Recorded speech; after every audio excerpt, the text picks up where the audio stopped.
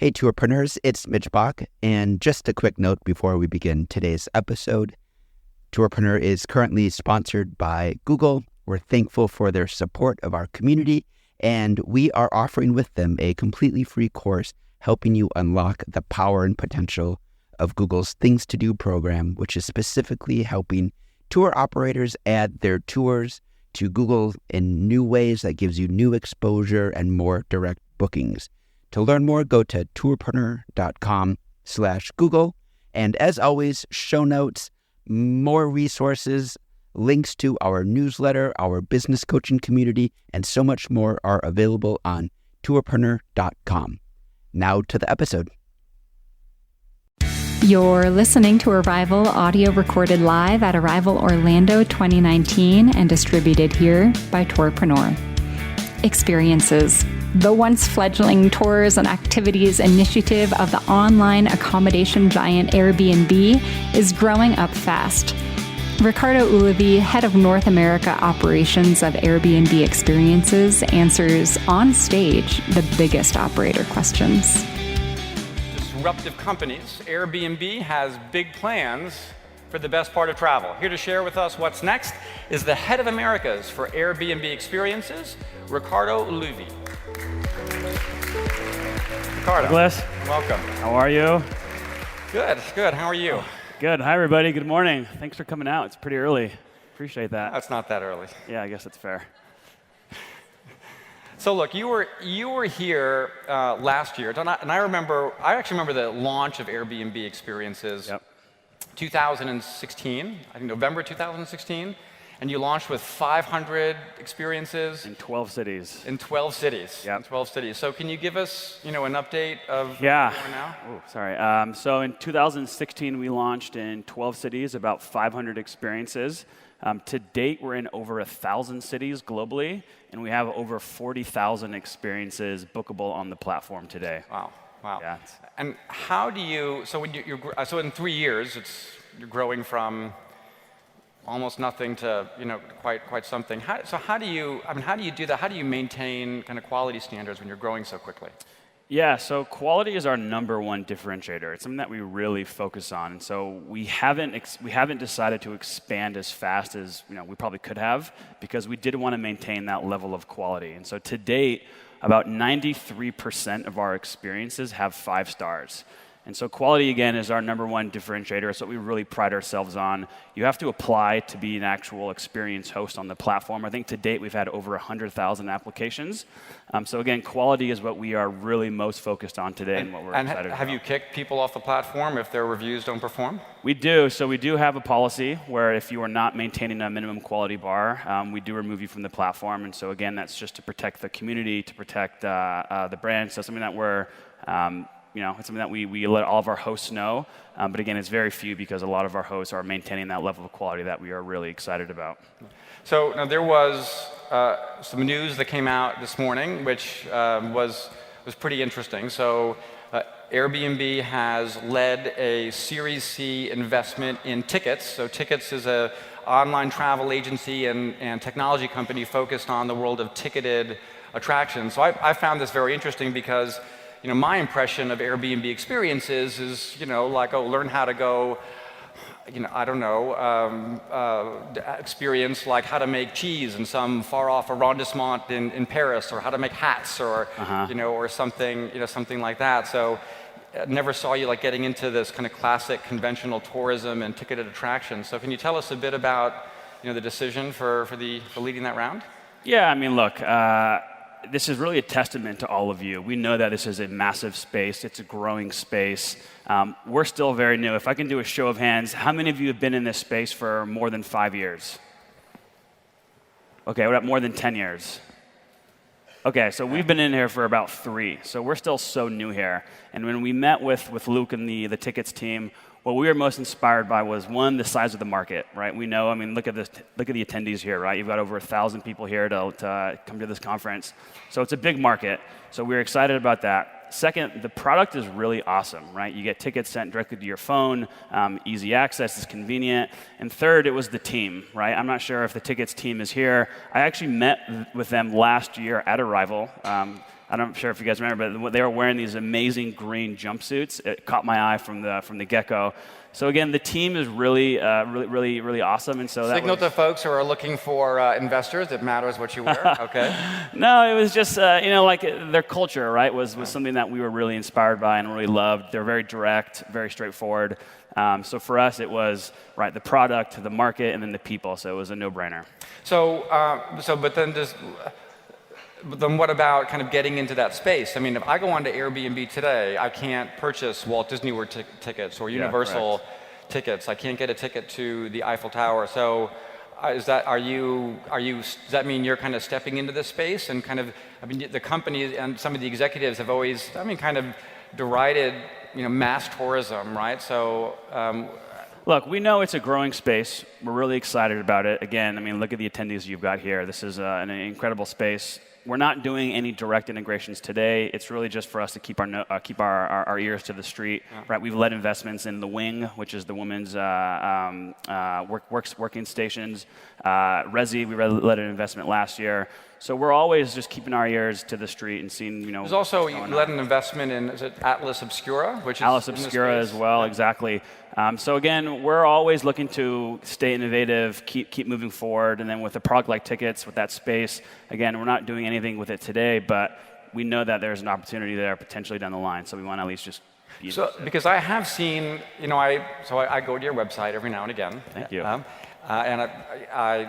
So I'm trying to track and see how is the product evolving.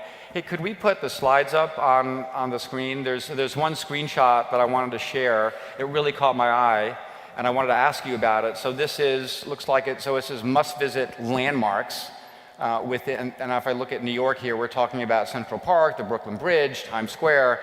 So this is hardcore, mass tourism stuff. I mean, this is what everyone does. It kind of caught my eye. This is not what I think of. Well, just to be clear, it's not what everyone's doing, right? Our experiences are hosted by folks who have certain levels of expertise and connection. So if you look at Central Park, right, there may be things like you can go do a picnic in the park. You can maybe go do a run through the park. So it's a way to visit these landmarks through a different perspective.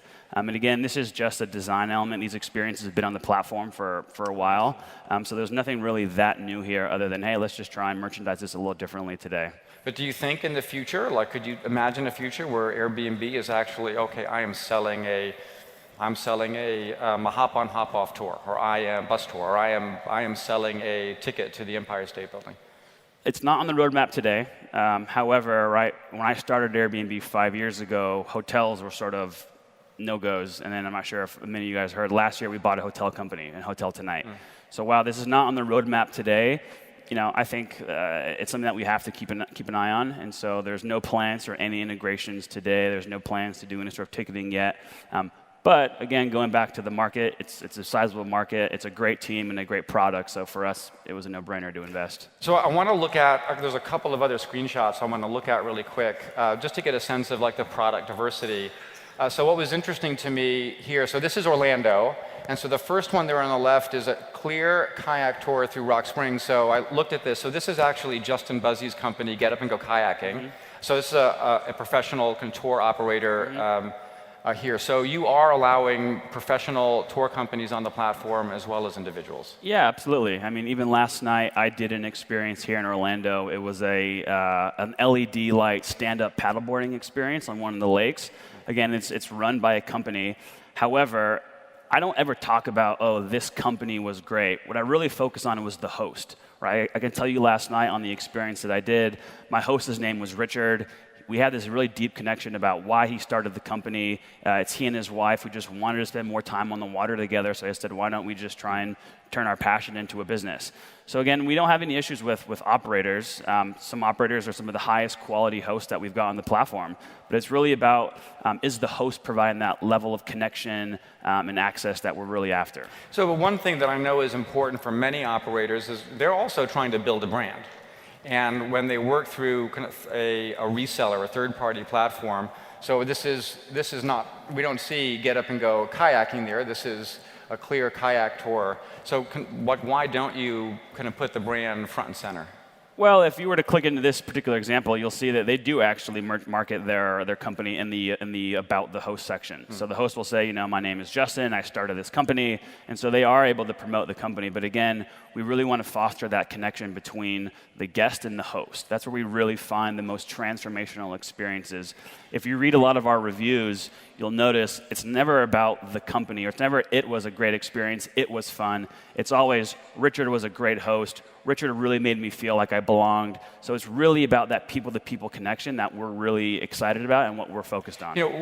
Just one of the things that has always struck me about Airbnb is, so if I rent a home on any other website, okay, I'm getting a vacation rental, I'm renting a home. But when somebody rents a home on Airbnb, they say, oh, I'm getting an Airbnb.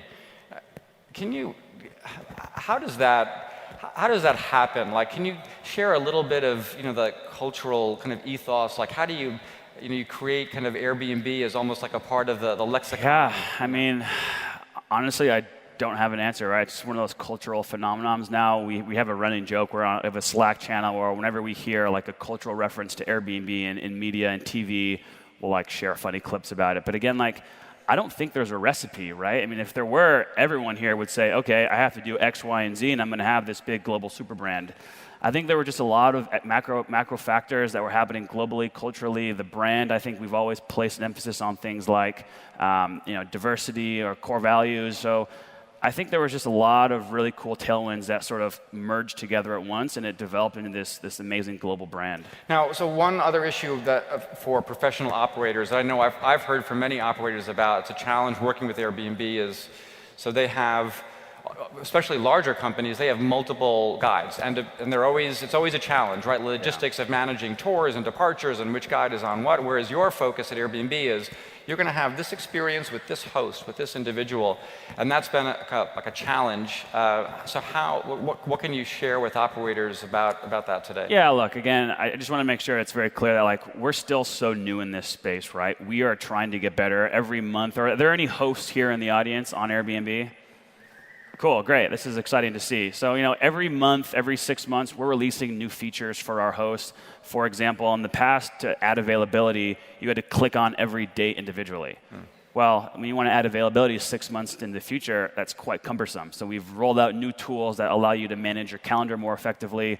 And so this concept of multiple hosts, right, again, this is something that we didn't anticipate. And now we're seeing, okay, we're learning from the industry. Look, to build a successful business, you can't have Douglas hosting it every single time.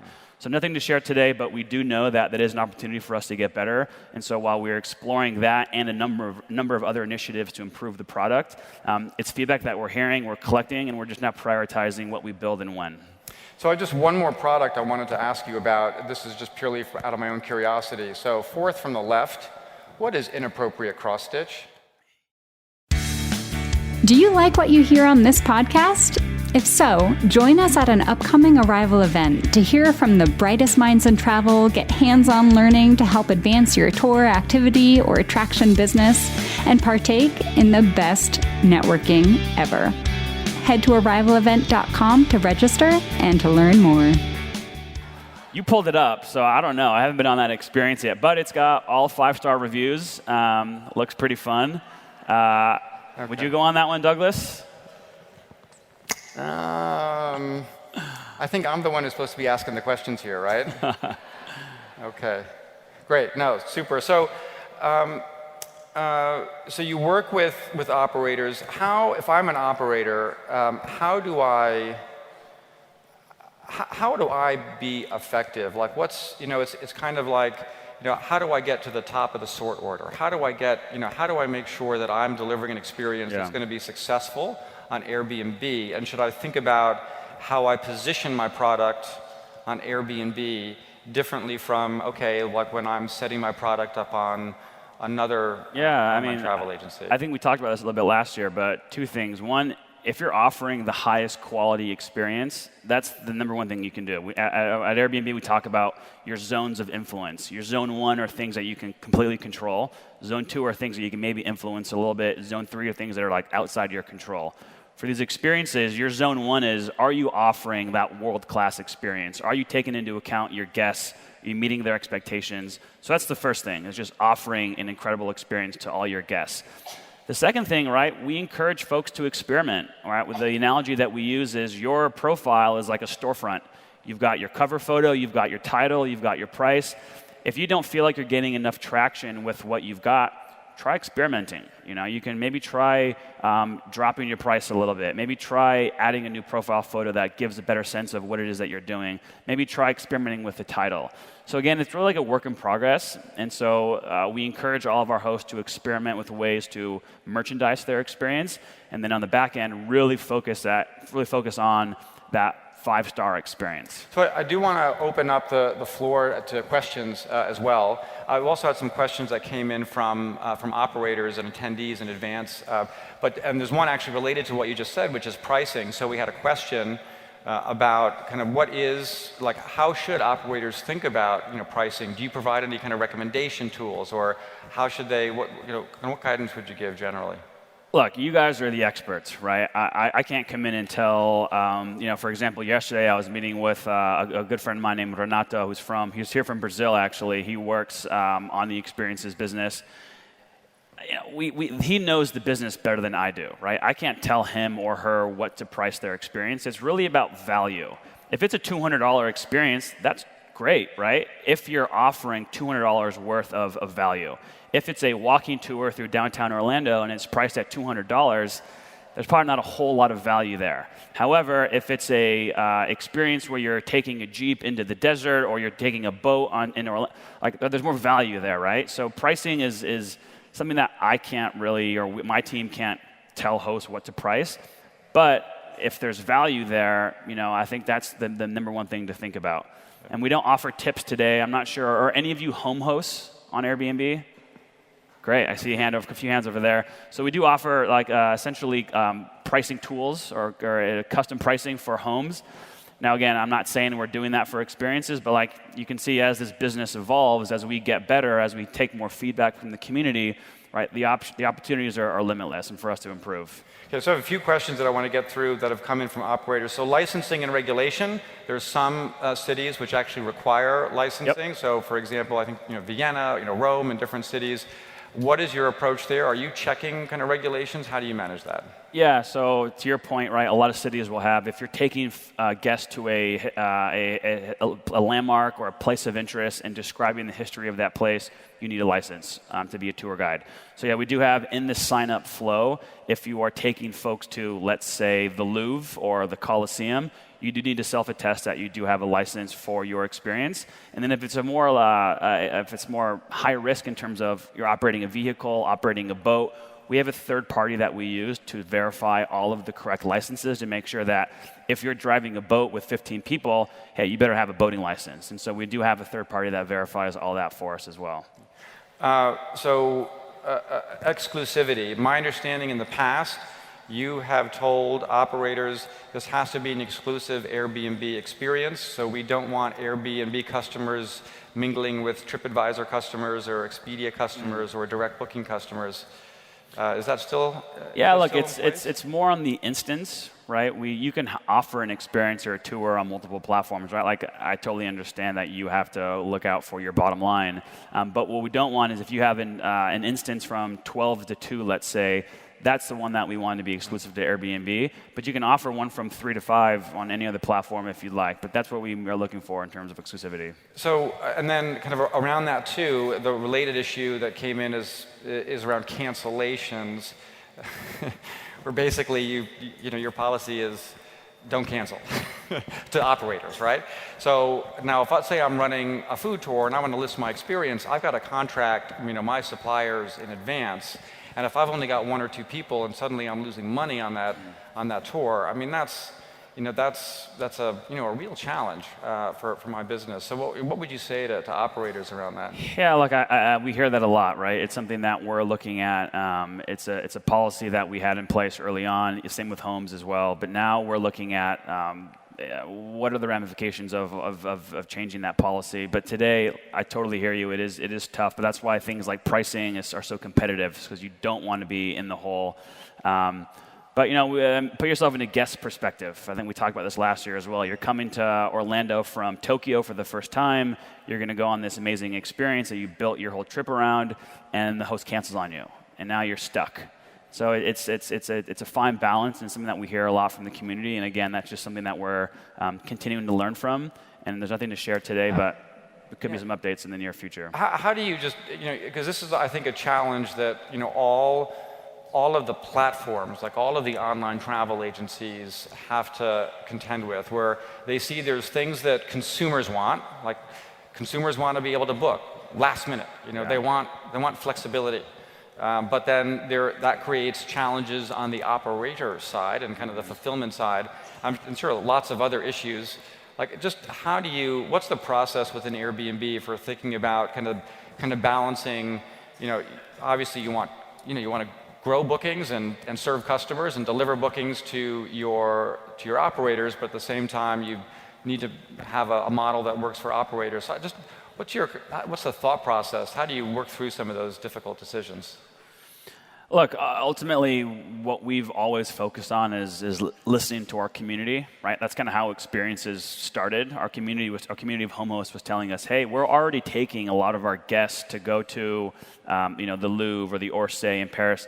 Why don't you guys offer an experience or allow me to monetize my time taking folks to these places? So again, we were really always trying to gather as much feedback from our community. And so that's why I encourage all of you to give us as much feedback as possible, because we are still so new at this. So we are constantly improving and iterating on the product to make it easier for everyone to belong, which is our mission.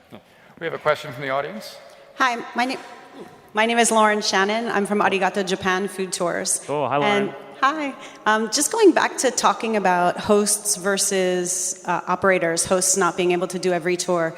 Have you ever thought about promoting teams? Because I know all of us have guides that work for us that we really love, and we'd be more than happy to create a team for an Airbnb experience where you can promote those 4 or 5 great guides to help with your product. Yeah, I think that's a great point. And so today, even if you look at many of our experiences where there are multiple guides, we just ask that they are listed. So we kind of do have like an indirect way of listing out your team. But I totally agree with you, Shannon, that having a way on the back end to essentially, make sure that Douglas is who he says. That's something that we're definitely thinking about. In our homes business, we introduced a tool a few years ago called co-hosting. And so while that's not really that transferable to experiences today, again, just thinking ahead, right? Like there are these things that we can do on the platform to make it easier for operators who've got multiple guides. You have just one quick, I know we have an audience question, but one quick one. So on the homes feature, you have a request to book option as well as like a book, kind of instant book option. Yep. How come you don't offer the request to book option for experiences? So we do have a request to book where if you want to request for a private instance or for a group, when you're going through the flow, there is a button that says request a private group. So we do offer that. The host has to opt into it. But if you were to go through the product, you could see when you click on the date, there is a little link that says, do you want to request to book this as like a private instance or for yourself or for a group? Okay. Yeah. We have a question. Hi there, it's Paul Melhuse from Tours by Locals. You said that 93% of your tours or your experiences are rated 5-star, which is a great metric, but our thesis is that people rate things if they're really bad or if they're really good. So, and if they're just, okay, they won't bother. So a key metric for us is the percentage of tours that are rated. What percentage of experiences are rated? So I don't know off the top of my head. It is high, which is good. But again, I think Douglas, you shared a stat that 50% of experienced goers were not that satisfied. So while I don't know the exact number for the review rate, having that number be north of 90% for us, something that is encouraging. Again, I don't think it's great. We've solved it. We are the best. No, like there's always ways to improve and get better. But I don't know the exact number. I can get back to you on what the review rate is, but it is high. I mean, I get a notification the minute their experience is done to leave a review. So we are encouraging guests to leave reviews. So I don't have the exact number, but I'm happy to follow up with you if you like. We have one more question from the audience. Hi, good morning. Antoinette Gaspard here for Virgin Island Food Tours. So I'm based in St. Croix in the U.S. Virgin Islands. One of the challenges that we've had is after Hurricanes Irma and Maria in 2017, a lot of our accommodations were eliminated because they were destroyed. So that drove a lot of visitors to the islands to Airbnb, which is a great thing. But the disconnect is that we don't have experiences available in the Virgin Islands, which is a U.S. territory, or Puerto Rico. So how do we go about whether contacting Airbnb experiences, because there are a lot of opportunities for experiences to be listed on Airbnb, but we don't have the opportunity to do so, so we're missing the mark with offering that to a lot of the people that come to our territories. Yeah, that's a great question. And so, like I said, we're in over 1,000 cities. There are still some places that we could continue to expand in. We do have experiences in Puerto Rico. I just want to clarify that. We actually just had a big community event there recently. I think, did you send me a message on the app yesterday? I actually forwarded it to the country manager for the Caribbean, and I think if you look today, you can now submit experiences in the island. So I appreciate you calling that out, and yeah, it's something that we're definitely exploring right now. Well, that's all the time we have. Ladies and gentlemen, Riccardo Ulivi. Thank you, Douglas. Appreciate it. Thank you, everyone. Are you interested in being a part of the Arival community of tours, activities, attractions, events, and experiences? Then join us at one of our events in the US, Europe, or Asia Pacific. Head to arivalevent.com to learn more.